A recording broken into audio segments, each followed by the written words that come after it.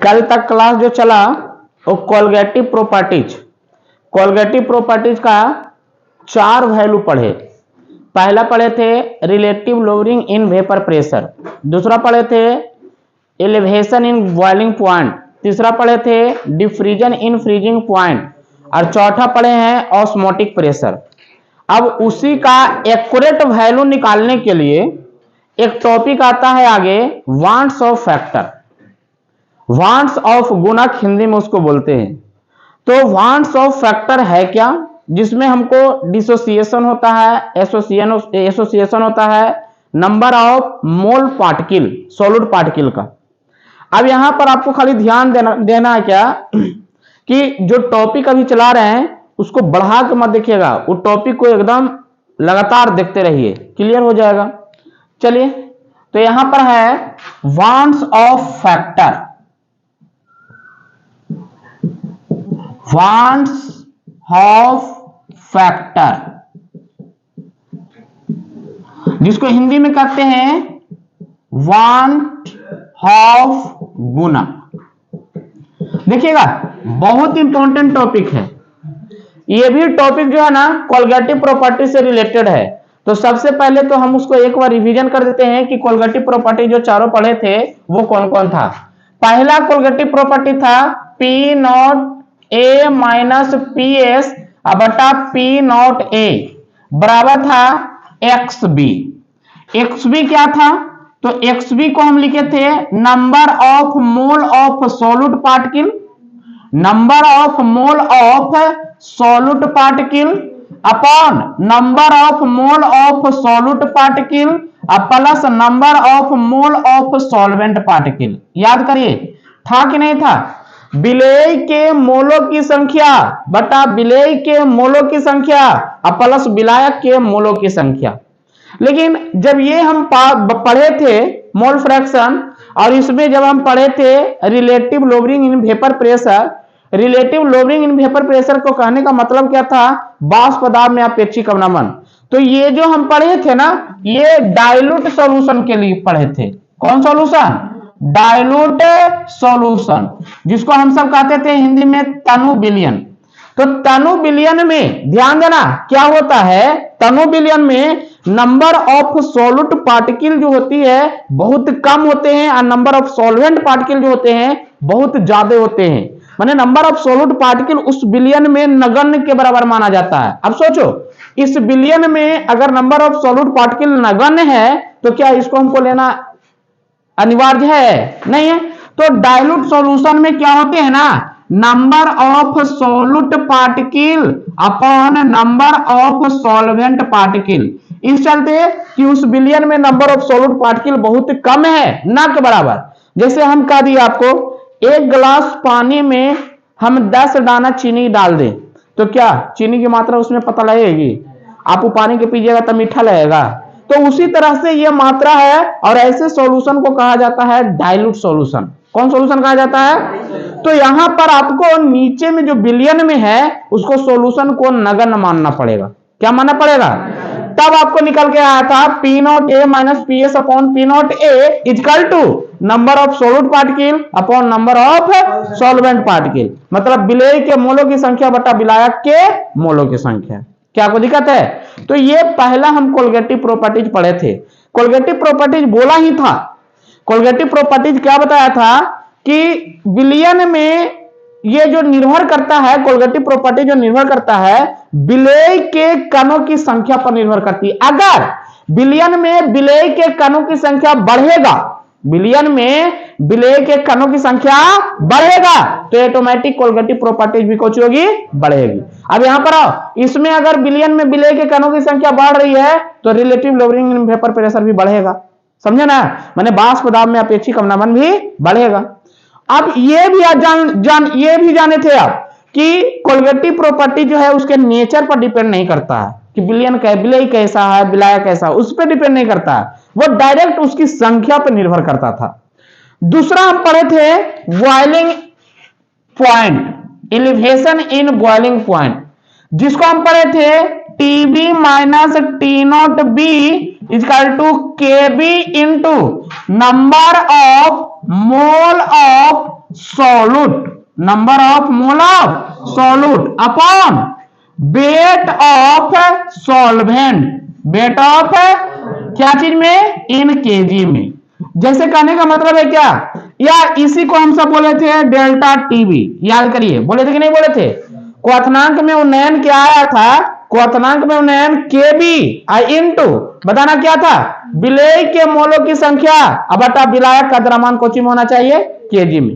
अब यहां पर भी हम निर्भर कर सकते हैं, कहें कि अगर विलेय के मोलों की संख्या को बढ़ा दें, विलेय के मोलों की संख्या को क्या करें, बढ़ा दें, तो क्या आपका बॉइलिंग पॉइंट बढ़ेगा कि नहीं बढ़ेगा, बढ़ेगा, समझे ना।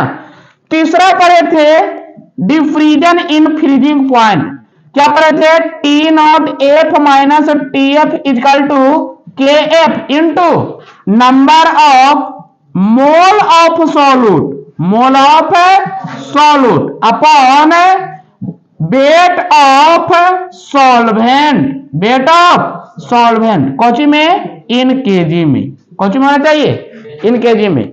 इसी को हम बोले थे डेल्टा टीएफ, याद करिएगा आप, डिफ्रीजन इन फ्रीजिंग पॉइंट था। इसमें भी मैंने आपको बताया था कि number of mole of solute मतलब विलेय के मोलों की संख्या को अगर बढ़ाते हैं तो डिफ्रीजन इन फ्रीजिंग पॉइंट भी कुछ होगा, बढ़ेगा।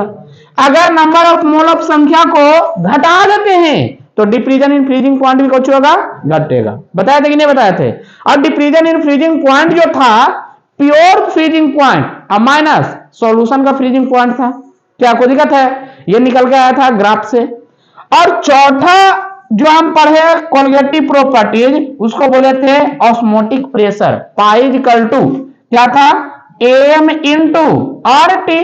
अब यहां पर बताना एम क्या था, तो number of mole of solute, mole of solute, समझे, upon volume of solution, volume of solution in litre, in कौन में होना चाहिए, लीटर में होना चाहिए, I into R into T.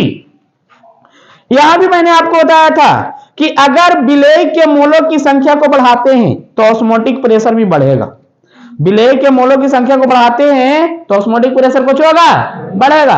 अगर विलेय के मोलों की संख्या को घटाते हैं तो ऑस्मोटिक प्रेशर भी कुछ होगा, घटेगा।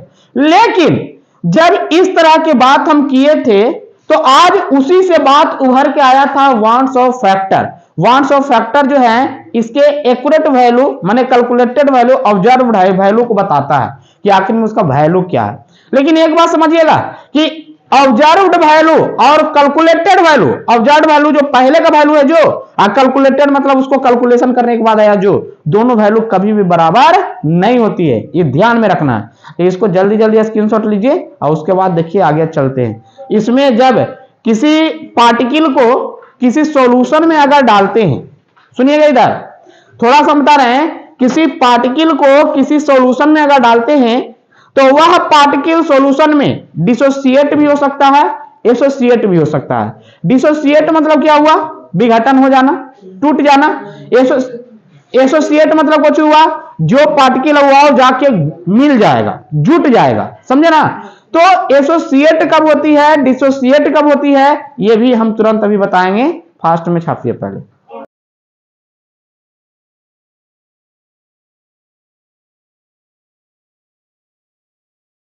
अब यहां पर देखिएगा, अभी जस्ट हम बताए कोलिगेटिव प्रॉपर्टीज के बारे में।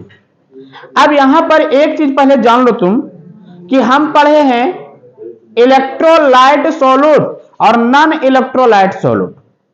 इलेक्ट्रोलाइट सॉल्यूट क्या होती है कि जब इलेक्ट्रोलाइट सॉल्यूट को सॉल्यूशन में डालते हैं तब वो आयन में जाके टूट जाते हैं, कुछ में टूट जाते हैं, आयन में। और जब नॉन इलेक्ट्रोलाइट सॉल्यूट को जाकर डालते हैं सॉल्यूशन में तो वो आयन में नहीं टूटते हैं, समझे ना, वो आयन में नहीं टूट जाते, वो घुल जाते हैं उसमें। जैसे एक सिंपल सी बात बताते हैं, हम बात करते हैं नॉन इलेक्ट्रोलाइट सॉल्यूट का। तो नॉन इलेक्ट्रोलाइट सॉल्यूट है ग्लूकोज, चीनी, यूरिया, समझ में आ रहा ना, ये सब नॉन इलेक्ट्रोलाइट सॉल्यूट है। जैसे ही इसको चीनी ये पानी में डालिएगा तो ये जाके सॉल्यूशन में घुल जाएगा। लेकिन जब NaCl है, MgCl2 है, AlCl3 है, FeCN का होल 6 है, ये सब सॉल्यूट को अगर डालते हैं, ये सब इलेक्ट्रोलाइट है, सॉल्यूट को डाल के करंट प्रवेश करवा देते हैं तो ये आयन में जाके टूट जाते हैं। NaCl जो है विघटन हो जाएगा, डिसोसिएट हो जाएगा, Na पर प्लस Cl पर माइनस। लेकिन हाँ, आपको ये नहीं पता लग रहा है कि कितना मोल में विघटन हो रहा है। हाँ, आप ये कह रहे हैं कि NaCl के 1 मोल डाले, कितना मोल में विघटन हुआ। ग्लूकोज के कितना मोल डाले, कितना में विघटन हुआ। आपको हम पहले ही बता दिए कि ग्लूकोज विघटन नहीं होता, ग्लूकोज जाके डिजोल्व हो जाता है, घुल जाता है, नॉन इलेक्ट्रोलाइट सॉल्यूट है। इलेक्ट्रोलाइट सॉल्यूट में हम बात करते हैं MgCl2 के 1 मोल डाले, उधर जाके कुछ और बन गया। एफिशिएंट का होल 6 का हम 1 मोल डाले, उधर जाके कुछ और डिसोसिएट हो गया। तो इस तरह से जब चर्चा करते हैं तो इसी में वांट्स ऑफ फैक्टर में 2 कंडीशन आता है। एक कंडीशन आता है क्या कि एक आता है डिसोसिएशन, डिसोसिएशन मतलब विघटन हो जाना, विघटित हो जाना। एक आता है एसोसिएशन, एसोसिएशन मतलब संगुणन हो जाना, संगुणित हो जाना। जैसे कहने का अर्थ है संगुणित मतलब जुट जाना। हम इधर से डाल रहे हैं 1 मोल और उधर जाके और वो सिकुड़ गया, इधर से डाल रहे हैं 1 मोल, वो जाके और डिजोल्व हो गया, माने डिसोसिएट हो गया, टूट गया। तो जो डिसोसिएट हो गया, टूट गया, उसको डिसोसिएशन के केस में रखेंगे, और इसमें डालने के पर वो जाके और जुट गया, उसको एसोसिएशन के केस में डालेंगे। जैसे एग्जांपल, NaCl को जैसे ही डालते हैं तो Na पर प्लस Cl पर माइनस में टूट जाता है। लेकिन जब एसिटिक एसिड को डालते हैं ना, एसिटिक एसिड के 2 अणु, 3 अणु, 4 अणु, जितना अणु को डाल दो उस सब मिल के जाके 1 अणु बना लेता है। समझे? तो इस तरह के केस अभी हम पढ़ते हैं, इसमें आपको ध्यान देना है। चलो यहां पर हम बात करते हैं कि वांट्स ऑफ फैक्टर को I द्वारा डिनोट किया जाता है। कौन द्वारा डिनोट किया जाता है? I द्वारा। और I बराबर होती है क्या? संगुणन या वियोजन के बाद विलेय के मोलों की संख्या, कौन सी की संख्या? मोलों की संख्या अपॉन संगुणन या वियोजन के बाद पहले विलेय के मोलों की संख्या, मोलों की संख्या। अब यहां पर थोड़ा सा समझो, हम बोल दिए 2 वर्ड आया है, एक वर्ड आया संगुणन और दूसरा वर्ड आया वियोजन। ठीक है? जैसे एक सिंपल सा समझो, हम यहां पर लेते हैं संगुणन, दोनों के बारे में पहले हम समझा देते हैं, जिसको कहते हैं एसोसिएशन। जिसको क्या कहते हैं? एसोसिएशन। और दूसरा आता है वियोजन। दूसरा कौन है?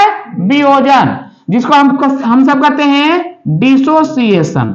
क्या कहते हैं? डिसोसिएशन। एसोसिएशन मतलब 2 अणु डाले, अंदर जाके 1 बन गया। डिसोसिएशन मतलब 1 अणु डाले, अंदर जाके 2, 3, 4, 5 में टूट गया आयन में। तो यहां पर समझना, जैसे हम एसोसिएशन की बात करते हैं कि यहां पर एक कंटेनर है और इस कंटेनर में एसिटिक एसिड के, देखो एसिटिक एसिड के 2 अणु डाले, ये जाकर क्या हुआ एसिटिक एसिड कि दोनों अणु एक अणु में कन्वर्ट हो गया। ये 100% एसोसिएशन हुआ है। 100% क्या हुआ? एसोसिएशन। इस कंटेनर में हमको ये नहीं पता था कि अंदर जाके क्या होगा नहीं होगा, ये तो एक्सपेरिमेंट के बाद पता लगा। पहले तो हम इसके 2 अणु को डाल दे। कैसे डाले? तो यहां पर देखिएगा Ca, ये C है, H3, यहां पर CO, यहां पर H, यहां पर डबल बॉन्ड O, यहां पर आइएगा C, यहां पर O, यहां पर H, यहां पर डबल बॉन्ड O, आइए CH3। आपको हम बताते हैं, ध्यान देना, ये जो ये वाला मैटर हम बता रहे हैं, पहले तो ऑलरेडी ये है, समझे ना? ये मैटर को हम यहां पर बता रहे हैं कि आखिर में कैसे जाकर डिसोसिएट हुआ। देखो एक अणु तो ऑलरेडी ये नीचे वाला हुआ, एक अणु ऊपर वाला हुआ। ये भी देखो तो CH3 COOH, CH3 COOH, ऐसा ऐसा किया हुआ है। 2 गो आया कि नहीं आया? कोई दिक्कत है? दोनों को क्या किए ना, यहां पर देखो क्या किए। आपको यह पता होना चाहिए कि हाइड्रोजन बंध कब बनती है? जब हाइड्रोजन एटम किसी हाई इलेक्ट्रोनेगेटिविटी एटम के साथ जुड़े होते हैं तो वो तुरंत उस एटम के साथ हाइड्रोजन बंध बना लेते हैं। कौन? हाइड्रोजन। देखिएगा यहां पे हम बात कर रहे हैं, जो यहां पर है CH3C, यहां पर आ गया डबल बॉन्ड O, यहां पर O, यहां पर H। उसी तरह यहां CH3, यहां पर आया O, यहां पर H है, यहां पर डबल बॉन्ड O है। पता ना, दो तरह के कंपाउंड है, एक ऊपर भी CH3COOH है एसिटिक एसिड, एक नीचे भी है। बताओ ये ऑक्सीजन जो है, समझना, ये ऑक्सीजन, बताओ ये ऑक्सीजन से एक हाइड्रोजन जुड़ा हुआ है कि नहीं है? और ये हाइड्रोजन के बगल में एक ऑक्सीजन है कि नहीं है? तो ये ऑक्सीजन आसानी से हाइड्रोजन बॉन्ड को बना सकता है, ये ऑक्सीजन भी आसानी से हाइड्रोजन बॉन्ड बना सकता है। तो देखो हाइड्रोजन बॉन्ड बना के, कौन बॉन्ड बना के? हाइड्रोजन बॉन्ड बना के एसिटिक अम्ल के दो अणु एक अणु में जाके कन्वर्ट हो गया, समझे ना? तो ऐसे कंडीशन में संगुणन होती है। कौन सी होती है? इसका और एग्जांपल है, जैसे 2C6H5COOH, इसको 100% जब कर दीजिएगा एसोसिएट तो जाके बन जाएगा C6H5COOH का होल 2। इसको कहते हैं बेंजोइक एसिड। कौन एसिड कहते हैं? Benzoic acid. आगे ऐसा ढेर है, Na है, अभी एक के N मोल ले लिए, इसको जब एसोसिएट करवाते हैं 100% तो जाके बन जाता है Na, एक मोल बन जाता है। कितना मोल बन जाता है? उसी तरह से जब डिसोसिएशन के केस में हम पढ़ते हैं तो डिसोसिएशन में भी वही काम करते हैं। देखिएगा, एक कंटेनर लेते हैं, इस कंटेनर में ऑलरेडी पहले से जल है, सॉल्वेंट है, इसमें हम NaCl के 1 मोल डाले। NaCl के कितना मोल डाले? 1 मोल। जैसे ही इसमें करंट प्रवेश करवाए तो NaCl कन्वर्ट हो गया Na पर प्लस और प्लस Cl पर माइनस। एक्सपेरिमेंट के बाद पता लगा, पहले तो हमको कुछ पता नहीं था, हम सोचे क्या कि उस सॉल्यूशन में 1 मोल डालते हैं NaCl, देखिए क्या बाद में पता लगा कि ये 2 मोल में जाके कन्वर्ट हो गया, एगो सोडियम प्लस और एगो क्लोरीन माइनस। उसी तरह से देखिए MgCl2 को डालकर तो इसमें भी पता लगा कि 100% जब डिसोसिएट हो रहा है तो क्या हो रहा है? Mg पर 2 प्लस और 2Cl पर माइनस, माने ये भी माने बढ़ गया, इसका भी मोलों की संख्या बढ़ गया। तब किसी लड़का से पूछा गया कि भाई साहब अब ये बताओ कि अगर NaCl के 3 मोल हम डालते हैं तो उस सॉल्यूशन में जाके कितना मोल कन्वर्ट होगा? बोला 6। बोला कैसे? बोला जब 1 मोल डाल रहे थे तो 2 आ रहा था, 3 डालेंगे तो 6 को टूट जाएगा। क्या कोई दिक्कत है? उसी रेशियो में अब यहां पर देखो कि जब हम बात कर रहे थे एसोसिएशन में कि हम 2 मोल डाल रहे हैं तो 1 बन रहा है, बात कर रहे हैं डिसोसिएशन में कि 1 डाल रहे हैं तो 2 बन रहा है, समझा रहा ना?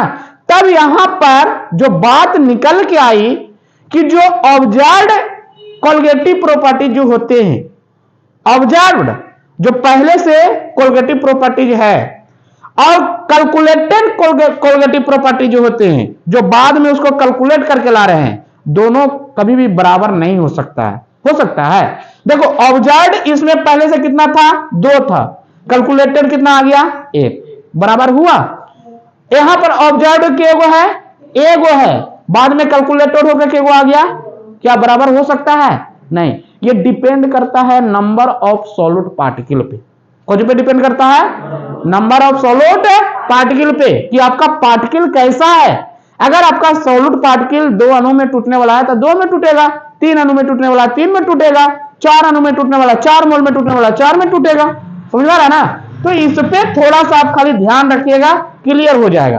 तो यहीं पर एक कंसेप्ट निकल के आता है वही कि ऑब्जर्व्ड कोलगेटिव प्रॉपर्टी जो होते हैं क्या होते हैं? कैलकुलेटेड कोलगेटिव प्रॉपर्टीज के बराबर नहीं होते हैं, ठीक है ना? अब इसी को आगे हम बढ़ाएंगे और इसको सॉल्यूशन करके फिर दिखाएंगे। फास्ट में इसको स्क्रीनशॉट लीजिए। तो अब बारी बारी से उसको हम बताते हैं कि क्या है एसोसिएशन और डिसोसिएशन। देखो यहां पे पहले हम बात करते हैं डिसोसिएशन का, बुआ डिसोसिएशन का गप नहीं करना है, जिसको हम कहते हैं वियोजन, ठीक है? यहां पर थोड़ा सा समझना, मान लिया NaCl के 1 मोल हम सॉल्यूशन में डालें और 100% इसको डिसोसिएट कर दिए। 100% क्या कर दिए? डिसोसिएट कर दिए। तब बताइएगा आप, यहां पर Na पर एक, Cl पर Cl माइनस बन गया। ठीक है, पता लगा जानते हैं क्या कि जब I का मान हम निकाले, I का मान क्या है कि कितना गुना उसका मान घट जाए या बढ़ जाए। समझे ना, I का मतलब यही है, कितना गुना उसका मान घट जाए या बढ़ जाए। तो देखिए यार कितना गुना घट रहा है बढ़ रहा है जो। अब बताना हम क्या बोले, संगुणन या वियोजन के बाद विलय के मोलों की संख्या। हम पढ़ रहे हैं क्या, वियोजन पढ़ रहे हैं, तो वियोजन के बाद मोलों की संख्या, वियोजन के बाद मोलों की संख्या क्या गो है, Na पर प्लस ए गो है, Cl पर माइनस के गो है, मतलब क्या गो, 2 गो। अब बाटा वियोजन के पहले मोलों की संख्या NaCl के गो है, एगो। बताइए I का मान कितना आ गया, I का मान कितना आ गया, बताइए। आगे चलते हैं, दूसरा लेते हैं MgCl2। जब इसको 100% डिसोसिएट करवाते हैं तब भी पता लगता है क्या कि Mg पर 2 प्लस है और 2Cl पर कुछ है माइनस। इधर बताना Mg के, देखो MgCl2 के कितना अणु डाले हैं, एक अणु। बताना Mg2 प्लस पर के अणु आया, एगो। Cl पर के अणु आया, 2 गो। बताना अगर I का मान निकाल दें तो 1 और 2 कितना आ गया, 3। अब बटा कितना, 1, मतलब I बराबर कितना आ गया। क्या आपको दिक्कत है? उसी तरह से आगे और चलते हैं। अब आगे रहेगा AlCl3। जब इसको 100% डिसोसिएट कर देते हैं बुआ, तो हमको आ जाता है Al पर 3 प्लस और 3Cl पर माइनस। Al पर 3 प्लस और 3Cl पर माइनस। तब होता ना I के मान अगर निकालना चाहें तो 1 और 3 कितना आ गया, 4 अपॉन 1 बराबर कितना आ गया, 4। एक चीज आपको यहां से पता हुआ होगा, पता क्या हुआ कि जब डिसोसिएशन के केस में पढ़ते हैं तो I का मान हमेशा 1 से बड़ा आ रहा है। कितना से बड़ा आ रहा है? तो डिसोसिएशन का केस यही हुआ कि I का मान जो होता है ना हमेशा 1 से बड़ा होता है। याद रखिएगा, ऑब्जेक्टिव क्वेश्चन हर एक बार बिहार बोर्ड एगो डाल देती है इस पे कि भाई I का मान 1 से बड़ा हुआ तो क्या हुआ, I का मान 1 से छोटा हुआ तो क्या हुआ, I का मान 1 के बराबर हुआ तो क्या हुआ। अभी मैंने एगो पढ़ा कि I का मान अगर 1 से बड़ा होते हैं तो वो डिसोसिएशन के केस में होते हैं। किसका केस में होते हैं, किसके केस में, हिंदी में उसको क्या कहेंगे, क्या आपको दिक्कत है? तो आगे आते हैं। अब इसी को आप प्रूफ करके भी देख सकते हैं। चलिए प्रूफ करके देखते हैं। मान लिया अब यहां पर पढ़ते हैं degree of dissociation, degree of dissociation, ठीक है ना। तो डिग्री ऑफ डिसोसिएशन का मतलब होता है अल्फा। डिग्री ऑफ डिसोसिएशन का मतलब क्या होता है, और अल्फा का मतलब क्या है ना, अल्फा का मतलब क्या है कि 1 मोल में से कितना अल्फा बाहर निकला। 1 मोल में से 1 मोल में अल्फा निकलना, 1 मोल से अल्फा निकलना, समझे ना, कितना अल्फा बाहर निकला। तो इसी को आप प्रूफ करके दिखाते हैं। देखिएगा बारी बारी से। यहां पर है NaCl। NaCl को जैसे ही डिसोसिएट किए, ये 100% डिसोसिएट हम नहीं कर रहे हैं, ये एक्सपेरिमेंट कर रहे थे, तो पता लगा ना कि Na पर प्लस आया और Cl पर कुछ आया माइनस आया। समझ गए, डिसोसिएट करवा दिए हमें। हमको जब स्टार्टिंग वैल्यू लिए, कुछ लिए हैं, स्टार्टिंग में जब चले इनिशियल वैल्यू लिए तो पता लगा कि NaCl के 1 मोल लिए। हम ये जान रहे हैं किसी भी सॉल्यूशन में NaCl के क्या मोल लिए, 1 मोल लिए। हमको ये कंफर्म नहीं हुआ कि अंदर जाके उस सॉल्यूशन में 2 मोल में टूटा कि नहीं टूटा कि क्या हुआ, ये पता हमको नहीं है। चलो मैंने लिया कि NaCl के 1 मोल लिया, हमको ये पता नहीं है कि अंदर जाके टूटा कि नहीं टूटा, इसका मतलब कुछ ये 0 है। इसका मतलब क्या है, जब इसको हम इक्विलिब्रियम पर बात किए, साम्यावस्था में बात किए, तो पता लगा क्या, हम बोले कि अल्फा का मतलब होता है 1 मोल में से अल्फा निकल जाना, 1 मोल में से अल्फा कुछ हो जाना। तो जब इक्विलिब्रियम पर पता किए ना तो पता लगा कि 1 मोल में से अल्फा मोल निकल गया। अभी अल्फा निकला, अभी ध्यान देना, उसमें NaCl के भी मोल बचे हुए हैं, अभी अल्फा निकला है, पूरा के पूरा नहीं निकला है। जैसे सिंपल सी बात, एक गिलास पानी में हम चीनी को डाले, एक गिलास पानी में क्या किए, चीनी को डाले, मान लिया 50 ग्राम चीनी डाले, एक गिलास पानी में 50 ग्राम चीनी डाले, उसके बाद उस चीनी को इस तरह से मिलाए, क्या होगा, फिर बाद में उस पानी को निकाल देंगे तो चीनी 50 ग्राम बचेगा, चीनी 50 ग्राम बचेगा, चीनी की मात्रा कुछ हो गया, घट गया, कुछ हो गया। तो जितना चीनी घाटा होगा उतना चीनी पानी में जाके समा गया होगा, पानी में जाकर डिजोल्व हो गया होगा, समझे।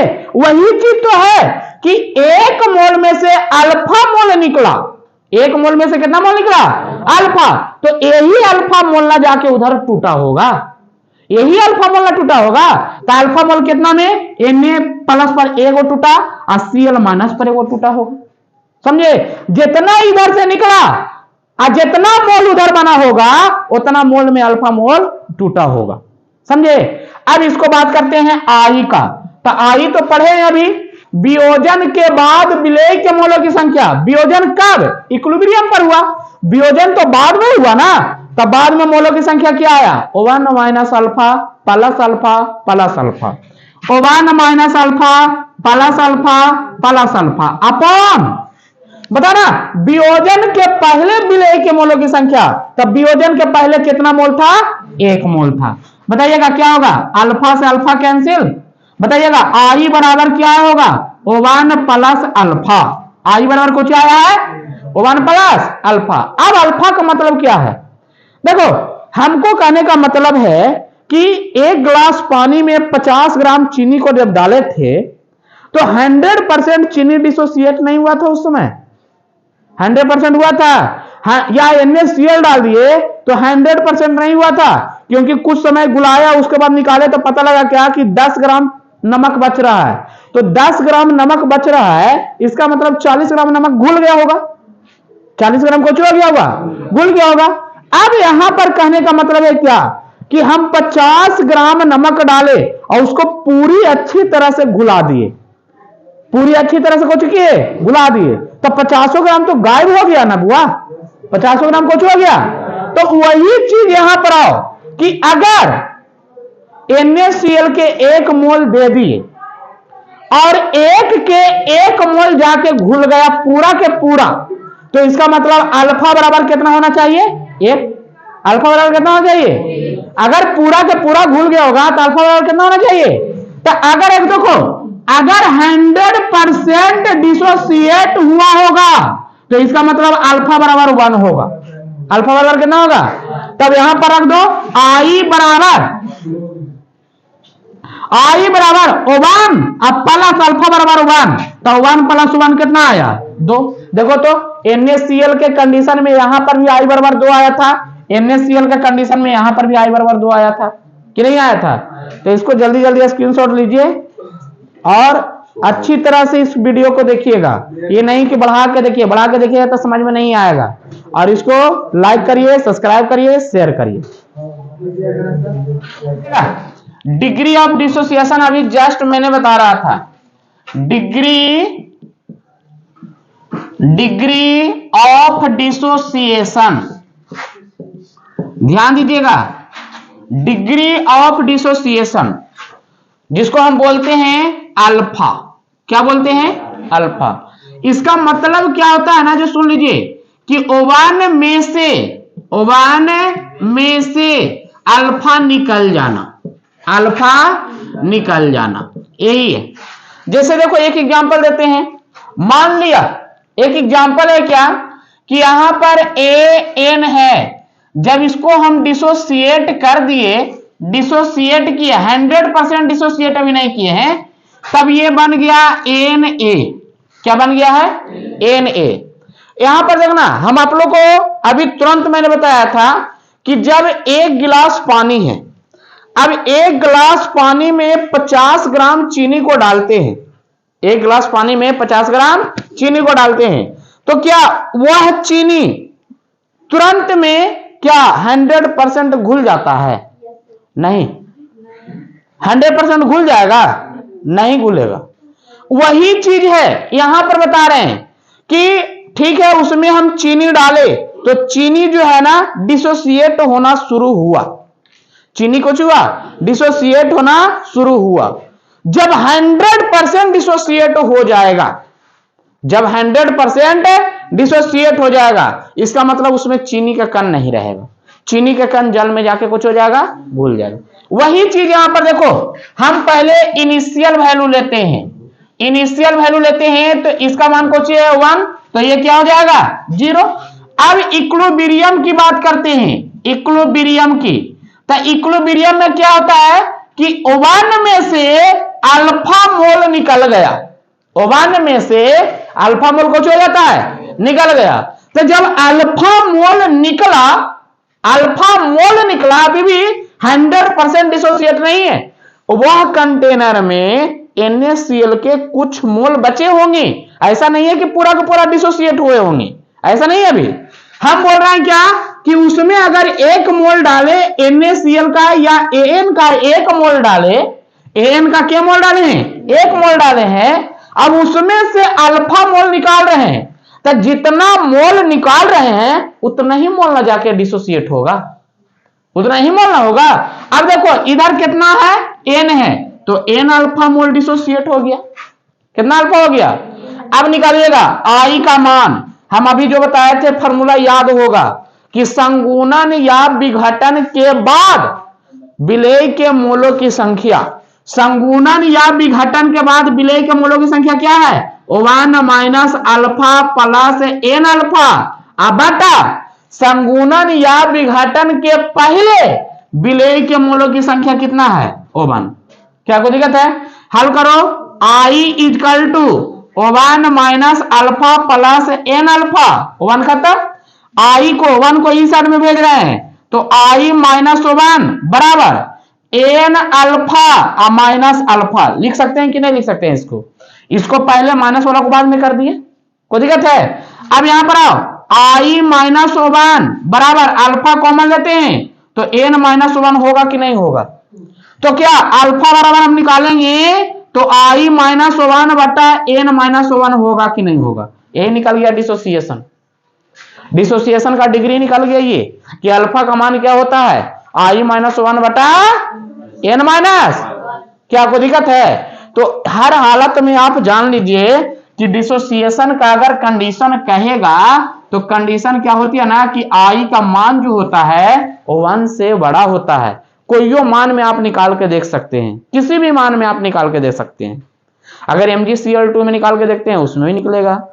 अगर आप चाहते हैं कि AlCl3 में निकालना चाहें तो उसमें भी निकलेगा। अगर चाहते हैं NaCl में निकालें तो उसमें भी निकलेगा। सब में I का मान 1 से बड़ा आएगा। ठीक है, उसी तरह से हम बात करते हैं एसोसिएशन का। एसोसिएशन ध्यान दीजिएगा, जिसको आप लोग कहते हैं संगुणन। क्या कहते हैं? संगुणन। ये संगुणन क्या है? संगुणन क्या है ना कि इसमें हम 1 मोल दिए तो इससे बहुत सारा मोल बाहर निकला, माने विघटित तो हो गया। संगुणन मतलब होता है कि बहुत सारा दे रहे हैं तो जाके 1 बन रहा है। जाके कितना बन रहा है? अभी देखो एग्जांपल यहां पर आना, अगर हम लेते हैं 2CH3COOH और इधर जब इसको 100% एसोसिएट कर देते हैं, एसोसिएट कर देते हैं, तब हमको ये जाके बन जाता है CH3COOH का होल 2। क्या बन जाता है? पहले से क्या मोल था? 2, अब क्या हो गया? 1 बन के क्या हो गया? कैसे हो गया ये देख लो। यहां पर है CH3COOH, एक और है CH3COOH। दूगो है कि नहीं है? दूगो नजर आ रहा है कि नहीं आ रहा है? जब इसको 100% एसोसिएट कर देते हैं, 100% क्या करते हैं? एसोसिएट कर देते हैं, तो ऐसा बन जाता है CH3C डबल बॉन्ड OH। यहां पर आना CH3 डबल बॉन्ड OH। बताना ये दोनों के बीच में हाइड्रोजन बॉन्ड, ये दोनों के बीच में हाइड्रोजन बॉन्ड। क्या कोई दिक्कत है? बताओ, ये भी हाइड्रोजन बॉन्ड है और ये भी हाइड्रोजन बॉन्ड है। कौन बॉन्ड है? हाइड्रोजन बॉन्ड है। तो तुम ही बताओ भी हमको कि यहां पर ये दो कंपाउंड था, लेकिन जब इसको 100% एसोसिएट कर दिए तो ये दो कंपाउंड नजर आ रहा है कि एगो नजर आ रहा है, क्या नजर आ रहा है। तब अगर हम आई का मान निकालें तब फार्मूला क्या बोलता था कि संगुणन के बाद विलय के मोलों की संख्या, तो संगुणन के बाद विलय के मोलों की संख्या क्या है, और संगुणन के पहले विलय के मोलों की संख्या क्या है, बताए। आई का मान क्या आ रहा है बुआ, आई का मान 1 से छोटा आ रहा है कि नहीं आ रहा है। तो संगुणन का कंडीशन यही है कि आई का मान जो होना चाहिए हमेशा 1 से छोटा होना चाहिए। कितना होना चाहिए, 1 से छोटा। और भी एग्जांपल देख लो इसका, एक एग्जांपल लिए, चलो दूसरा एग्जांपल 2C6H5COOH, जब इसको 100% डिसोसिएट कर देते हैं, एसोसिएट कर देते हैं, तब ये जाके बन जाता है C6H5COOH का होल 2। अब यहां पर आई के मान अगर निकालिएगा तो 1/2 आएगा, 1/2 कुछ आएगा। अच्छा ठीक है, और भी हम लेते हैं, अगर ले लेते हैं 3A, जब इसको 100% एसोसिएट कर देते हैं तब ये जाके बन जाता है, जानते हैं क्या, A3 कुछ बन जाता है। अगर यहां पर आई का मान अगर निकालना चाहें तो जाके उधर एगो इधर के गो 3 गो, 1/3 आया, एक से छोटा आया कि नहीं आया। और भी एग्जांपल ले सकते हैं, और एग्जांपल है क्या कि यहां पर 4A है, इसको 100% एसोसिएट कर देते हैं तो ये जाके बन जाता है A4। तो बताना आई के मान निकालेंगे तो 1/4 आएगा कि नहीं आएगा, क्या कोई दिक्कत है। तो इस तरह से डिसोसिएशन और एसोसिएशन को पढ़ना है, और अभी तुरंत हम डिग्री ऑफ एसोसिएशन भी बताएंगे। जल्दी जल्दी इसको स्क्रीनशॉट लीजिए फास्ट में एकदम। देखो degree of association, degree of association, अब एसोसिएशन का डिग्री हम निकाल के दिखा देते हैं, ठीक है ना। तो ध्यान देना, यहां पर जब चलते हैं तो यहां पर क्या होता है, AN, जब ये एसोसिएट हुआ होगा, एसोसिएट हुआ होगा तब ये बना होगा AN, क्या बना है, AN। अब इसका इनिशियल वैल्यू लो, तो जब इनिशियल पर चलते हैं ना तो ये 1, तो ये कितना हो जाएगा 0, ये 1 तो ये कितना हो जाएगा। अब इक्विलिब्रियम पर बात करेंगे तो बताना, ये एक में से अल्फा मोल बाहर निकल गया, एक में से कितना मोल बाहर निकल गया, अल्फा मोल। तो यहां पर बताना यहां पर कितना मोल हुआ होगा, तो अल्फा अपॉन N। जैसे वहां पर चले थे, याद करिएगा कि NA, ध्यान देना यहां पर चले थे ना, AN से हमको क्या हुआ था, NA बना था। 13 में से जब अल्फा मोल निकला था तो यहां पर N अल्फा ना निकला था, यहां पर कितना निकला था, N अल्फा। तो यहां पर उसी तरह से चलिएगा कि अब N में से एक मोल निकल गया, N में से अल्फा मोल निकल गया तो कुछ हो गया अल्फा अपॉन N। तो बताना आई बराबर कुछ होगा संगुणन के बाद विलय के मोलों की संख्या। तो संगुणन कितना है बुआ, 1 minus alpha plus alpha upon N। अब बता संगुणन के पहले कितना मोल है, 1, संगुणन के पहले कितना है, 1। बताना आई बराबर 1 minus alpha plus alpha upon N, 1 को इस साइड में भेज दो, आई माइनस 1 बराबर alpha upon N minus alpha, minus कुछ हो जाएगा अल्फा, को दिक्कत है ना है। आगे चलते हैं, तो यहां पर चलते हैं आई माइनस 1 बराबर क्या, यहां पर अल्फा को कॉमन ले लें तो क्या आ जाएगा 1 अपॉन N माइनस 1 हो जाएगा कि नहीं हो जाएगा, कोई दिक्कत है। तो यहां पर अगर अल्फा बराबर निकाल लें तो आई माइनस 1 अपॉन 1/N माइनस 1 आएगा कि नहीं आएगा, अल्फा का मान निकल गया। तो यहां पर देखिएगा डिग्री ऑफ एसोसिएशन की बात किया जाए ना तो डिग्री ऑफ एसोसिएशन में अल्फा जो होता है आई माइनस 1 अपॉन N माइनस 1 होती है, ठीक है। अब यहां पर आओ, अब हम जो बात कर रहे हैं कि संगुणन या विघटन के लिए अनुसंख्य गुण धर्म का, कौन सा अंक है, अनुसंख्य गुण धर्म, जिसको कहते हैं कोलगेटिव प्रॉपर्टीज। तो विघटन या संगुणन के लिए क्यों पढ़ रहे थे इसको, तो यहां पर देखिएगा आप पहला पढ़े हैं, याद करिएगा P0A माइनस PS बटा P0A बराबर, आप पढ़े थे XB, क्या पढ़े थे तो इसी के आगे हम आई लगा देंगे, संगुणन या विघटन, समझे ना, इसलिए पढ़ रहे हैं कि इसका एक्यूरेट वैल्यू निकल जाए। जब इसी को आगे हम डिफाइंड किए थे तब इसी को लिखे थे क्या, P naught A minus P S बटा पी नॉट ए बराबर आई इंटू एन बी बटा एन ए। डाइल्यूट सॉल्यूशन के लिए था जिसमें विलायक की मात्रा बहुत ज्यादा और विलेय की मात्रा बहुत कम था, समझे ना। चलिए दूसरा हम पढ़े हैं, दूसरा क्या था, डेल्टा टीबी बराबर के बी इंटू एम, तो इसी में आई से गुना कर दो, ठीक है ना। तीसरा क्या पढ़े थे, डेल्टा टीएफ बराबर के एफ इंटू एम, इसी में आई से गुना कर दो। और चौथा जो पढ़े थे, पाई बराबर एम आर टी या सी आर टी, तो उसमें आई से गुना कर दो। तो यही हो गया बुआ संगुणन या विघटन के लिए अनुसंख गुणधर्म, समझे। इसी में एक क्वेश्चन कहता है, एक क्वेश्चन क्या है जो सुन लीजिएगा, बहुत आसान क्वेश्चन है। क्वेश्चन है ना, सोडियम क्लोराइड की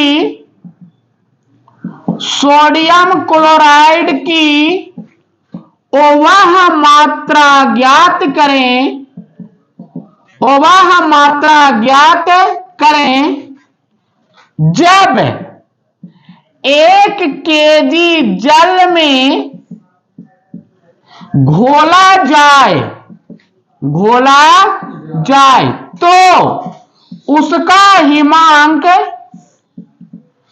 3 केल्विन कम हो जाता है, 3 केल्विन कम हो जाता है। बस इतने क्वेश्चन है। अच्छा, क्वेश्चन पकड़ने के लिए बोला जाए तो क्वेश्चन कहां से पकड़ेंगे, एकदम आसान है।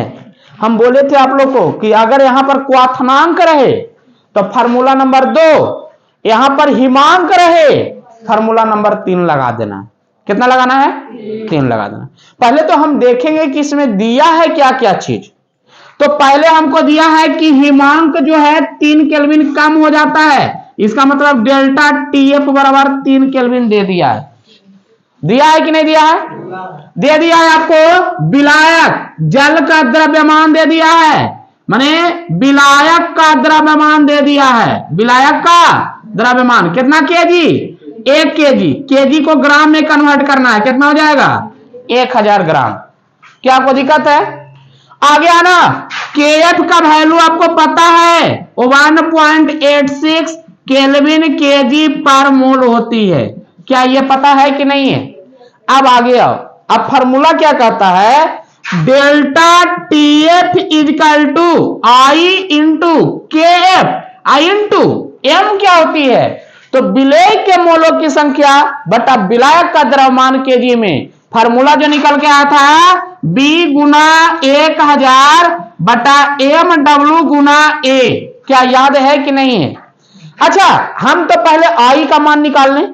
आई का मान जो पहले हम निकाल चुके हैं, कौन है, सोडियम क्लोराइड है। सोडियम क्लोराइड NaCl है। NaCl को अगर 100% डिसोसिएट करवाते हैं तो हमको Na पर प्लस और Cl पर क्या जाएगा, माइनस। आई का मान निकाल देंगे तो डिसोसिएशन के बाद विलेय के मोलों की संख्या बटा डिसोसिएशन के पहले विलेय के मोलों की संख्या। डिसोसिएशन के बाद के मोल आया 2 मोल और पहले के मोल, तो बताना कितना आ गया।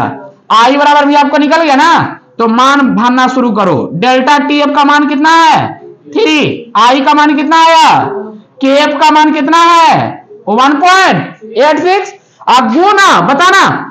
बी का मात्रा पूछ रहा है, कह रहा है सोडियम क्लोराइड की वह मात्रा ज्ञात करें, विलेय की मात्रा पूछ रही है, तो बी पूछ रही है।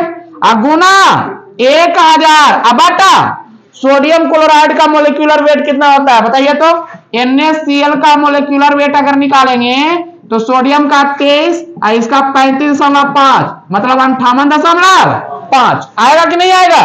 तो यहां पर हो गया 58.5 गुना बताना ए विलायक का द्रव्यमान जो है कितना में घोला हुआ है, तो 1 केजी जल में था। 1 केजी जल को कितना ग्राम किए थे, तो 1000 ग्राम। कितना ग्राम बताओ, ये से ये कट गया, कोई दिक्कत हमको निकालना है क्या, b का मान। तो b बराबर क्या होगा, 3 इंटू 58.5 अपॉन 2 इंटू 1.86। जितना हल करके आ गया वही आपका द्रव्यमान हो गया। क्या कोई दिक्कत है? तो इस तरह से आपको एक्यूरेट मान निकला इसका। जब I का मान निकाले, मतलब कहने का अर्थ है वांस ऑफ फैक्टर को हम जोड़े तब, समझे। अगर क्वेश्चन इस तरह का आ जाए तो अगर आप छोड़ते हैं तो समझिए बेवकूफी है। आपको तो हम बार बार बोल रहे हैं कि अगर कहीं यहां पर डॉट है, क्लास में डॉट है, लाइव क्लास में डॉट है, तो आप घर में जाके उसका वीडियो भी देख के क्लियर कर सकते हैं। लोग कहते हैं कि मोबाइल नहीं है, ये ना कहते हैं, या कोई कहते हैं कि टाइम नहीं है। तो आजकल पेरेंट्स के जानते हैं कैसे धोखा दे रहे हैं।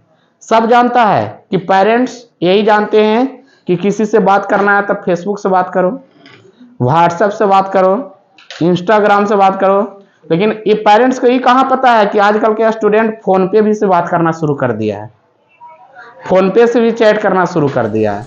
वो देखते नहीं है फोन पे, गूगल पे से चैट करना शुरू कर दिया है, समझे। तो उस सब को खत्म करो, ये सब पर ध्यान दो।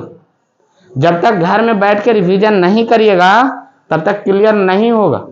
और जैसे रिवीजन करिएगा तो आपको जितना भी क्वेश्चन है सब क्वेश्चन बन जाएगा।